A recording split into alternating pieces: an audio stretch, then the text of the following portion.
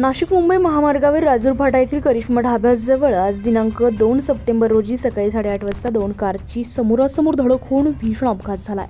धडक झाल्यानंतर एक कार थेट टायरच्या दुकानात घुसली। या अपघातामध्ये एक जण गंभीर तर 4 जण जखमी झाले असून जखमींना जगद्गुरू नरेंद्राचार्य महाराज संस्थानच्या मोफत रुग्णवाहिकेने तात्काळ घटनास्थळी दाखल होत पोलिसांच्या मदतीने पुढील उपचारासाठी वाडीवरे येथील खासगी रुग्णालयामध्ये दाखल केले।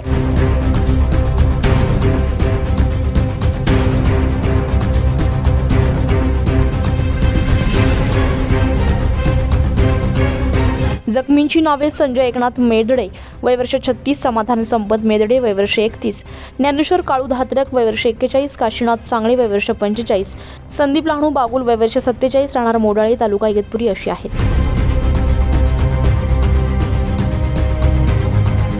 न्यूज पोलखोलसाठी नासिर पठाण, नाशिक।